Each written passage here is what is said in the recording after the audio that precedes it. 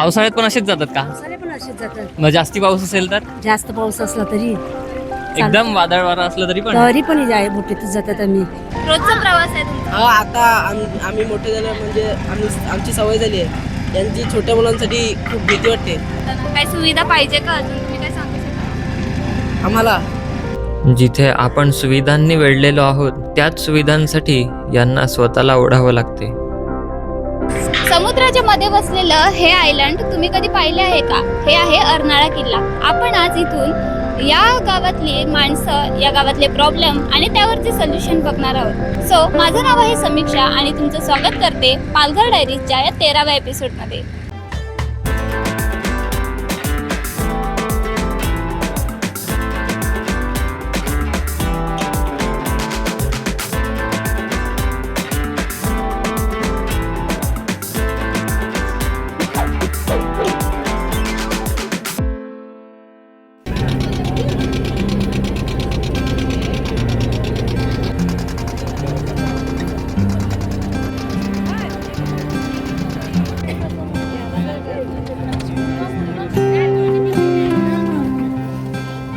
आत्ताची तुम्ही हालत बघत आहेत ना, ही त्यांची रोजची हालत आहे. म्हणजे एवढं पायापर्यंत पाणी येतोय.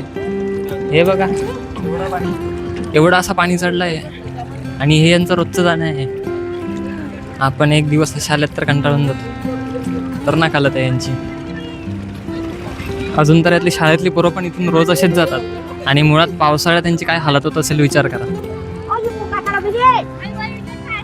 हे बघा काठावर बसून चाललेत सगळेजण असे. पावसाळ्यात काय हालत होत असेल या लोकांची. आता तो ब्रिज बांधायला घेतलेला आहे वर, कधीपर्यंत होईल माहिती नाही. बघूया आता. सगळ्या शाळेतली पोरं वगैरे मटेरियल. आय थिंक 5वीपर्यंत शाळा असावी इथे. पावसाळ्यात पण असेच जातात का? पावसाळे पण असेच जातात. मग जास्ती पाऊस असेल तर जास्त पाऊस असला तरी एकदम वादळ वारा असलं तरी पण जाय बोटीतच जातात आम्ही. असं जायला लागते. मग आता हे कधीपर्यंत होणार बोलले? हे काय सांगता येत नाही. मरून जातील तेव्हा बघितलं. हे कधीपासून चालू आहे हे काम? हे 2-3 वर्ष झाली जे चालू आहे. चला आमच्या घरी. येतो थोड्या वेळाने, जरा अर्नाळा फिरतो ना चांगला, मग येतो. या द्वारकाचा जर कोणतं विचारा बस. हो चालेल. या विचारा या. हो हो. एवढ्या खतरनाक पाण्यात म्हणजे आता पॅन्ट किती वर चढवले तुम्हीच बघा. एवढी वर अशी चढवले पॅन्ट आणि तरी पण पॅन्ट भिजली आहे. अशा प्रकारचे हे कष्ट करत यांना बाहेर यावं लागतंय. नाही माझी बहीण आहे. आई आपल्याला घरी इन्व्हाइट करत आहेत चहा पिण्यासाठी. आपण आता थोडा तयार बियार होऊ, पॅन्ट बिंट खाली करू, ओली झाली ती सुकू आणि मग लगेच अर्नाळा फिरायला निघू. तर मित्रांनो आता तुम्ही जर बघितलं असतील की अर्नाळा हा जो समुद्राच्या मध्ये बसलेला गाव आहे, इथून त्या किनाऱ्यावर जाण्यासाठी कष्ट किती आहेत. बाकी मेन रोड इथे नाही आहे आणि एकच म्हणजे प्रवासाचा एक मात्र काय सांगतो ऑप्शन आहे, तो म्हणजे एक बोट फेरी. ती पण एकच चालते. सकाळी 5 वाजल्यापासून असते ती, संध्याकाळी ते रात्री 8 वाजेपर्यंत काहीतरी नॉर्मल असते, त्यानंतर बंद असते. 8पासून लेट झाले का मग इथेच राहावं लागते. आणि बाय द वे इथली घर पण सुंदर आहेत, सगळं चांगलं आहे. आधी पुढे बघूया. आणि इथल्या शाळेतल्या पोरांची पण कष्ट खूप आहेत बरं का. इथे 7वीपर्यंत शाळा आहे, 8वीला डायरेक्ट तिथे जावं लागतं आणि ते पण भर पावसात पण. भले किती पाऊस असो, तुफान असो, काय पण असू दे, आपल्याला असंच जावं लागतं इथून. म्हणजे शाळेतली पोरं पण खूप कष्ट करतात. आता तुम्ही क्लिप बघितली असेल, इथपर्यंत पाणी पूर्ण चढलेला होता वर, तेवढं सगळे चढून जात होते. आता हा ब्रिज कधी बनतोय ते पण माहिती नाही आहे. तिकडे मंदिर आहे, तिथे पण जाऊ. चला. पालघर या जिल्ह्यात वसलेल्या वसई या तालुक्यात असलेलं हे अर्नाळा किल्ला एक बेट म्हटलं तरी वावगं ठरणार नाही, कारण इथे येण्याचा मूळ मार्गच नाहीये. प्रवासाचा एकमात्र ऑप्शन म्हणजे बोट फेरी. तरीही कुणाला तक्रार न करता एकदम सुखाने असतात. तर आता पूर्ण समुद्र किनारा फिरून इथे पोहोचलेलो आहे आणि इथूनच आपल्याला जायचं आहे मंदिरात. बाय द वे रस्ता पूर्ण चिखलाचा होता, पाय पण माखलेत, पॅन्ट पण भिजलेली आहे. असंच आपल्याला मंदिरात जायला लागणार आहे. गाव तसा भारी दिसतोय, फक्त येण्याचा प्रवास जो आहे तो खूप कठीण आहे. आणि समोर आपल्याला मंदिर दिसतोय, तिथे जायचं आहे आपल्याला, कालिका मातेच्या मंदिरात.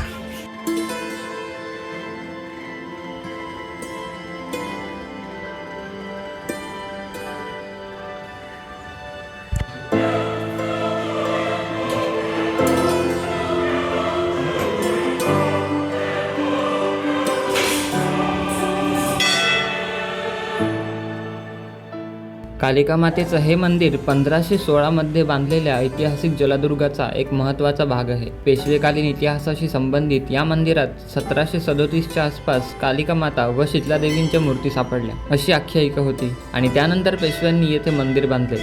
नवरात्री व दसऱ्याला येथे कोळी बांधवांचा मोठा उत्सव होतो.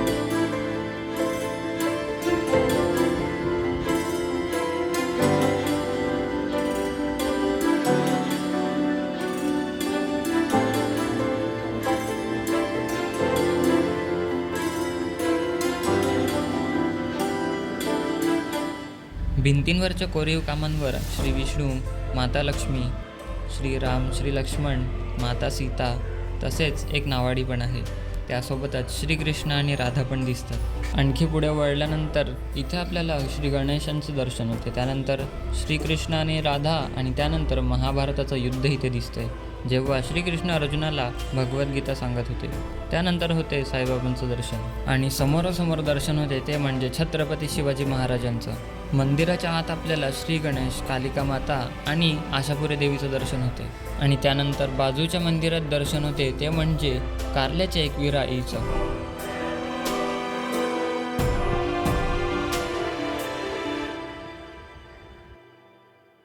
मंदिराच्या परिसरात एक त्रिशूल आहे आणि बाजूलाच एक तोफ सुद्धा आहे.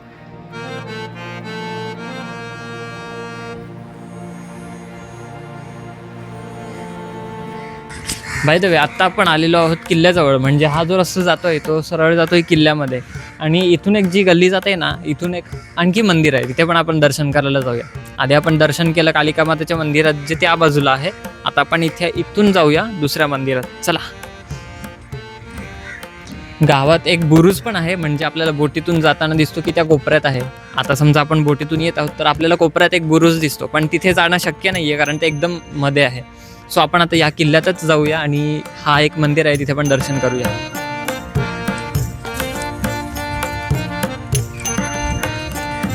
बेसिकली जो रस्ता आहे ना मंदिरात जायचा तो त्या बाजूने सरळ आहे आणि आम्ही किल्ल्यावर जात होतो म्हणून आम्हाला जरा इथून गल्लीतून रस्ता दिसला. तिथून पण एक आहे आणि आता आपण डायरेक्ट मध्ये जाऊ आणि दर्शन करूया. तो आता जो तुम्ही मंदिर बघताय तो श्री गणेशांचं मंदिर आहे आणि एंट्रन्स खूप भारी बनवलेलं आहे. इथून 2 हत्ती आहेत स्वागतासाठी, वर कमळ पण आहे आणि गावातली पोरं पण येत आहेत. मंदिर पण खूप भारी दिसत आहे इथून, लहान लहान. चला एक झलक बघा मंदिराची कशी दिसते ती.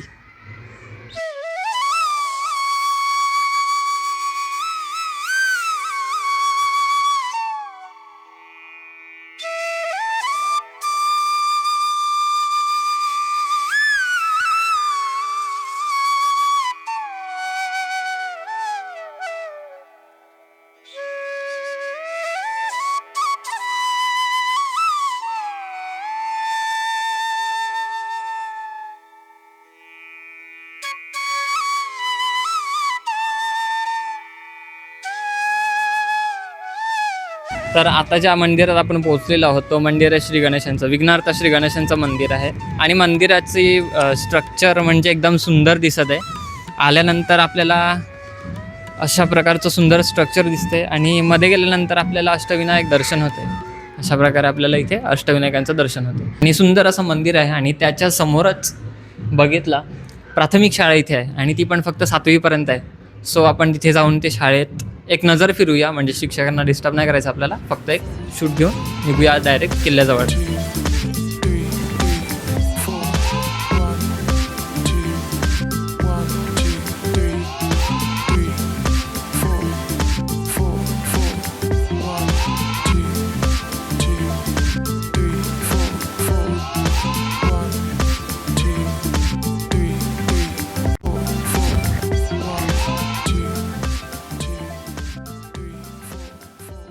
तर आता आपण पोचलो आहे ग्रामपंचायत जवळ, अर्नाळा किल्ल्याचा. अर्नाळा किल्ला इथे आणि ही ग्रामपंचायत लहानशी आहे इथे. ओके, सो आता आपण पोचलो आहोत गेटजवळ, म्हणजे मेन एंट्रन्स किल्ल्याच्या इथेच आहे जवळपास. गावातले काही गावकरी सुद्धा इथे बसलेले आहेत. इथे सुरुवातीलाच आपल्याला छत्रपती शिवाजी महाराजांची मूर्ती दिसते सुंदर अशी, आणि प्रवेशद्वारातून आत जाऊन बघूया आणि पूर्ण किल्ला पण फिरूया. बाकी ही गावातली पोरं आहेत इथे.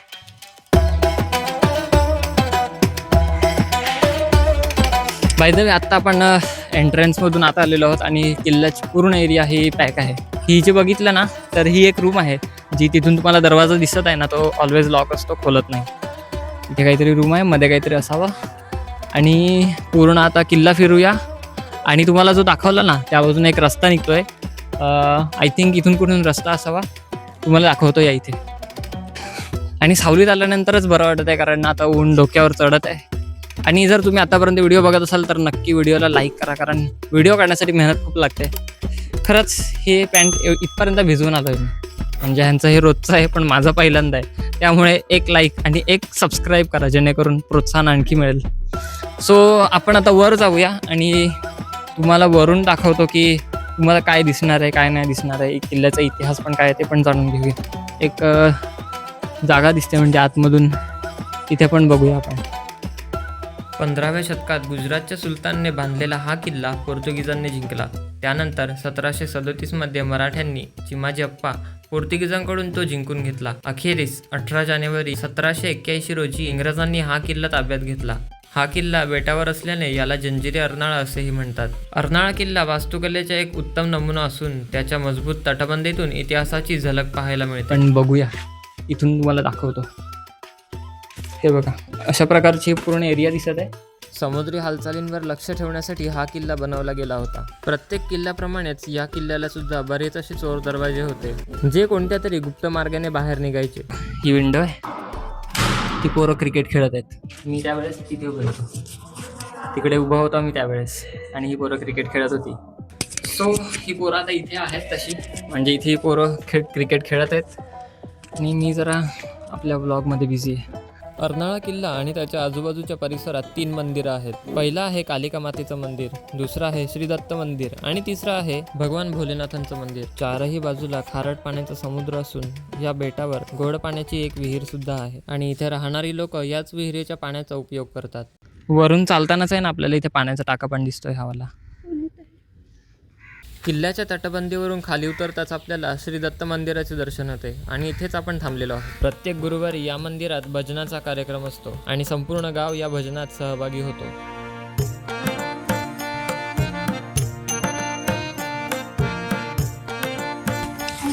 तर आता आम्ही इथे बसलेलो आहे वडाच्या झाडाच्या खाली. श्री दत्त मंदिर आहे, त्याच्या समोरच एक वडाचं झाड आहे, तिथे आम्ही बसलेलो आहे. इथे घरं पण आहेत 1-2, त्या बाजूला मस्जिद आहे, इथे मंदिर आहे. त्यानंतर सकाळपासून फक्त मी आता एक वडापाव खातो आहे, बाकी सकाळी चहा पिऊन निघालेलो. पण एवढा व्हिडिओ बघत असेल तर एक सबस्क्राईब करा, तुमच्या मित्राला शेअर करा, या सिरीजबद्दल माहिती पडू द्या त्याला. खाऊन पिऊन निघतो आता. हा जो इथे दिसतोय हा एक दर्गा आहे, ज्याला मी मंदिर समजत होतो आणि ॲक्च्युअलमध्ये मंदिर इथे आहे, वडांच्या झाडाच्या थोडंसं इथे गेल्यानंतर. श्री दत्त मंदिरात दर्शन करून झाल्यानंतर आम्ही चाललो होतो भगवान श्री भोलेनाथांचं दर्शन करण्यासाठी आणि तिथे जातानाच आपल्याला एक विहीर लागते आणि याच विहिरीत आपल्याला गोड पाणी मिळते. मंदिराच्या समोरच एक कुंड आहे आणि श्री गणेशांची प्रतिमा सुद्धा. त्यानंतर आपण जातो मंदिरात दर्शन करण्यासाठी, जिथे आपल्याला भगवान भोलेनाथांचं दर्शन होणार आहे. आता आपण येऊन पोचलेलो आहे भगवान श्री शंकरांच्या मंदिरांमध्ये. आता हा मंदिर जो आहे तो त्या मंदिराप्रमाणेच थोडाफार लहान आहे. इथे श्री नंदी इथे आहेत विराजमान आणि त्यानंतर श्री गणेश इथे आहेत. त्यानंतर आपण मंदिराची परिक्रमा केली तर पूर्ण फिरून येतो आणि त्या बाजूला आपल्याला भगवान श्रीराम दिसत आहेत. आपण आधी पूर्ण परिक्रमा करूया आणि मग येऊया इथे. आपण आता दर्शन केलेलं आहे मध्ये, तुम्हाला दाखवण्यासाठी पूर्ण मंदिर मी एक परिक्रमा करतोय. चला.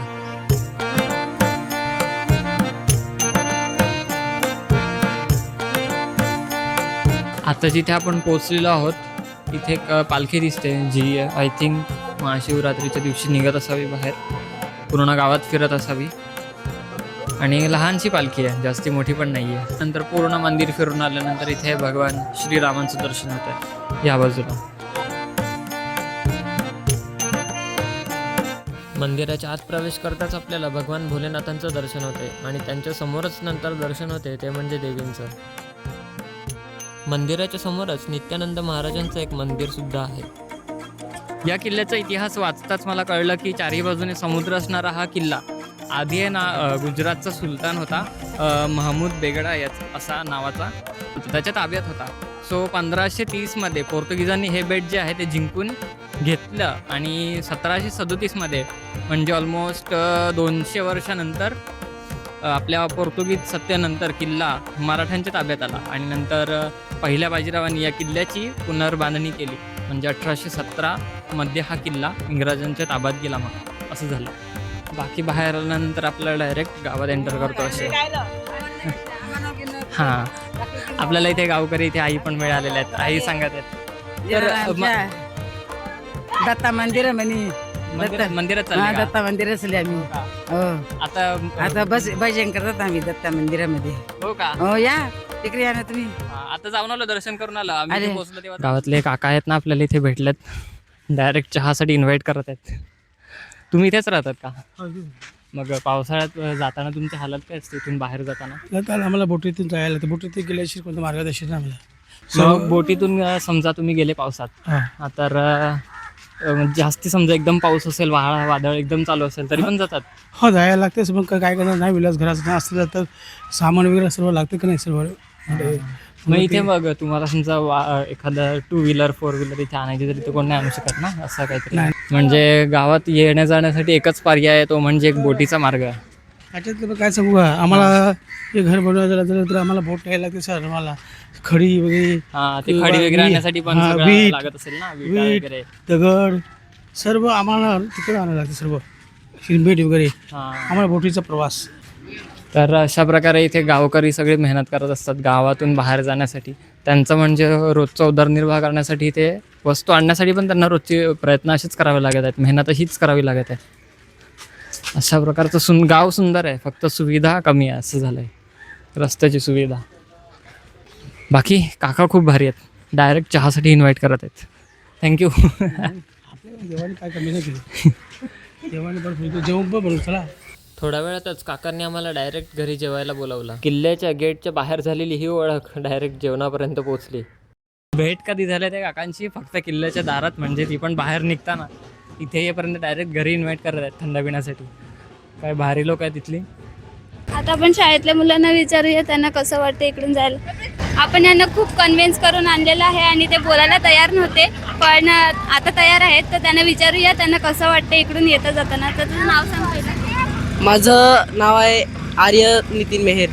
तर तुम्हाला कसं वाटतं इकडून येता जाताना? काही त्रास होतो का? नाही, आता तर सवय झाली. तू कितवीला आहेस? मी 7वी. म्हणजे येता जाता इकडे तुम्हाला काय म्हणजे पाणी वगैरे लागते, पावसात वगैरे काय हाल होतात तुमचे? पावसात खूप हे घाबरा वाटते छोट्या मुलांसाठी. म्हणजे भीती वाटते पाण्यात येता जाता. रोजचा प्रवास आहे तुमचा? हा, आता आम्ही मोठे झालो म्हणजे आमची सवय झाली आहे. यांची छोट्या मुलांसाठी खूप भीती वाटते. ह्यांना तुम्हीच घेऊन जाता? हो. काय सुविधा पाहिजे का अजून? तुम्ही काय सांगू शकता? आम्हाला नाही, आता देवाने दिलं तेवढंच बस आहे. म्हणजे यायला जायला वगैरे काय सुविधा? हा फक्त ब्रिज पूर्ण झाला पाहिजे बस. कधीपासून चालू आहे हे काम? 3-4 वर्ष झाले असतील. चालू केलंच नाही.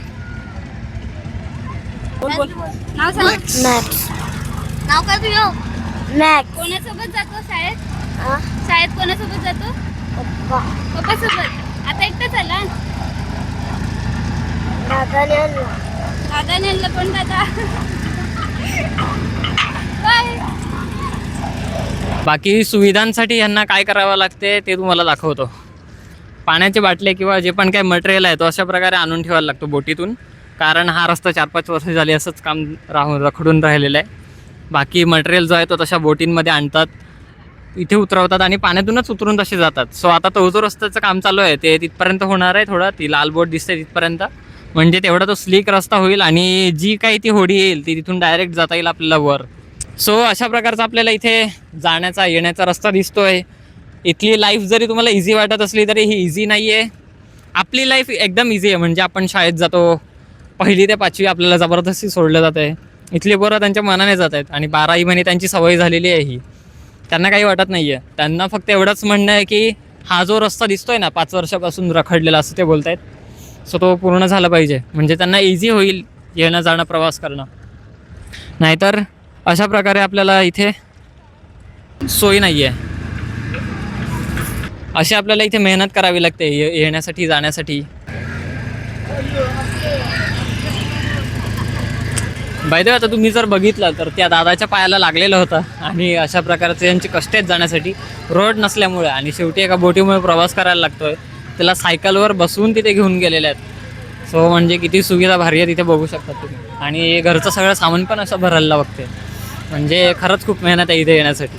ते बोट पण एक ती आहे, म्हणजे तुम्हाला जर गरज असेल तर 5:30 ते आपली 5:30 ते 8पर्यंत बोट चालू असते. त्यात तुम्ही येऊ शकता. तुमचं जे घरचं मटेरियल आहे ते आणण्यासाठी तुम्हाला एक प्रायव्हेट बोट करून घेऊन जावे लागेल, कारण ह्या सगळ्या बोटी त्यासाठीच आहेत काही. आणि ज्या 8 नंतर ज्या बोटी जातात इथून त्या म्हणजे एमर्जन्सीसाठी, एखाद्या कोणाला हेल्थ एमर्जन्सी आहे किंवा कोणती एमर्जन्सी आहे त्यामुळे इथून घेऊन जात असतात. ते पण 3-4 लोक एकत्र येतात तेव्हा. पण गावातली माणसं खूप चांगली आहेत बरं का. आणि खरंच या गावाकरांची मेहनत खूप जास्ती आहे. तर तुम्ही या व्हिडिओमध्ये बघितलंच असेल की या गावकऱ्यांना किती कष्ट सहन करावे लागतात. इकडून तिकडे यायला जायला फक्त बोटीचा सहारा आहे आणि बाकी कुठलाही रस्ता इकडे नाही आहे. सो इकडून बोटीमधून जाण्यासाठी तुम्हाला फक्त 20 रुपये चार्ज येतो आणि येण्यासाठी काही चार्ज घेत नाही, म्हणजे येऊन जाऊन फक्त 20 रुपये होतात.